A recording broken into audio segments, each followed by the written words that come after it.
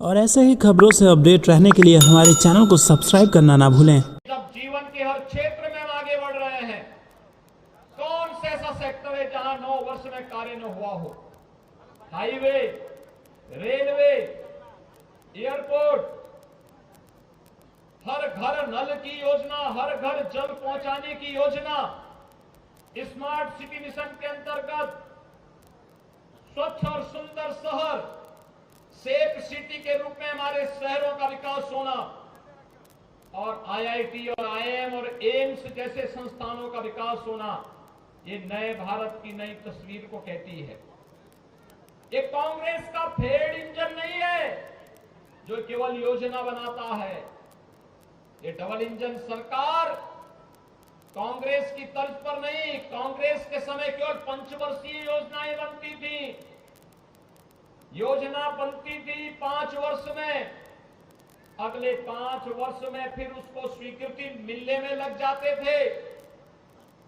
अगले 5 वर्ष अगर सरकार रही तो कुछ पैसा दे दिया और फिर असमय योजना दम तोड़ देती थी, योजना कभी पूरी नहीं होती थी।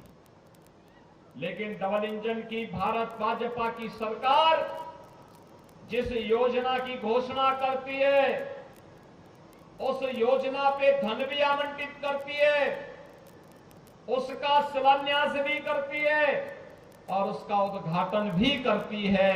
यह डबल इंजन की सरकार की ताकत है। भाइयों बहनों, हम बोलते नहीं, हम करने में विश्वास करते हैं। और इसीलिए देश के अंदर एक बात लोगों की जुबान पर आ गई है कि मोदी है तो मुमकिन है। लोग इस बात को मानते हैं ना, मोदी है तो मुमकिन है।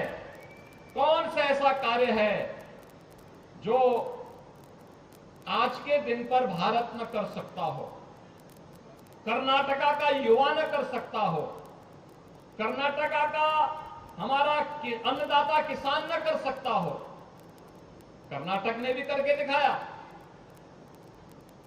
कर्नाटका ने जो कांग्रेस, पीएफआई जैसे संगठनों का तुष्टीकरण करती थी, उनको बचाने का कार्य करती थी, उन पर दायर मुकदमों को वापस लेने का प्रयास करती थी, उस पीएफआई को बैन करने का कार्य डबल इंजन की सरकार ने किया है। भाइयों बहनों, किसी भी ऐसे संगठन को जो भारत के खिलाफ किसी भी प्रकार के उपद्रव को भड़काता हो, दंगों को भड़काता हो, भारत विरोधी गतिविधियों में संलिप्त हो, उसको बैन किया ही जाना चाहिए। और यह कार्य डबल इंजन की भाजपा की सरकार ने किया है। आज उसका परिणाम है, कर्नाटक विकास की प्रक्रिया के साथ तेजी के साथ जुड़ा है। अन्नदाता किसान आज सम्मान के साथ सिर उठा करके चल सकता है, क्योंकि प्रधानमंत्री मोदी जी ने अन्नदाता किसान के लिए प्रधानमंत्री किसान सम्मान निधि दी है। हमारा युवा पहले रोजगार के लिए भटकता था, आज देश के युवाओं को प्रधानमंत्री मोदी जी ने राष्ट्रीय शिक्षा नीति दी, नेशनल एजुकेशन पॉलिसी, हमारे युवाओं के टैलेंट को टेक्नोलॉजी के साथ जोड़ करके उन्हें अच्छी ट्रेनिंग और स्किल डेवलपमेंट के साथ जोड़ करके उसके रोजगार के साथ भी जोड़ने का कार्य किया है।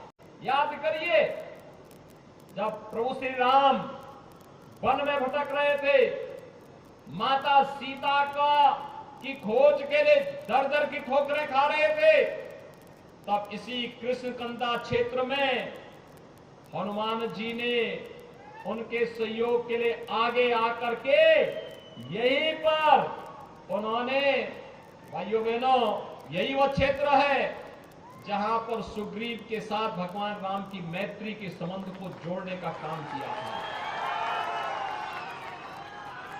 भगवान राम और सुग्रीव की मैत्री के सेतु हैं हनुमान जी, आंजनेय, बजरंगबली हनुमान। ये सेतु का काम कर रहे हैं। उत्तर और दक्षिण को जोड़ने के लिए, उत्तर प्रदेश और कर्नाटका को जोड़ने के लिए, अयोध्या और कृष्णकंधा को जोड़ने के लिए ये सेतु है। और उन्होंने जोड़ने का जो कार्य किया है, उसी सेतु का स्मरण कराने के लिए मैं आपके पास आया हूं एक बार फिर से। भाइयों बहनों, मैंने अपने जीवन का लंबा समय संत परंपरा के साथ रह करके उनके सानिध्य में अपने को आगे बढ़ाया है। उनका आशीर्वाद सदैव मेरे साथ रहा है। कर्नाटका की परंपरा पूज्य संतों के आशीर्वाद से आगे बढ़ी है। कर्नाटका की परंपरा सदैव से विकास की पक्षधर रही है। कौन नहीं जानता है कर्नाटक के अंदर विजयनगर साम्राज्य के द्वारा विकास की प्रक्रिया को जिस ओजस्वी तरीके से आगे बढ़ाया गया था, जिस तरीके से आगे बढ़ाया गया था, वो आज भी कोई भारत का कोई व्यक्ति उसके प्रति हमेशा कृतज्ञता ज्ञापित करता है। और इसीलिए आज मैं आपको स्मरण कराने के लिए आया हूं कि भाइयों बहनों, 2024 में जब अयोध्या में मर्यादा पुरुषोत्तम भगवान श्री राम की भव्य मंदिर के निर्माण का कार्य पूरा होगा, तब अपने कर्नाटका के और खास तौर पर कृष्णकंधा और उसके आसपास के क्षेत्र के आप सभी भाइयों को आमंत्रण देने के लिए भी मैं आपके पास आया हूं।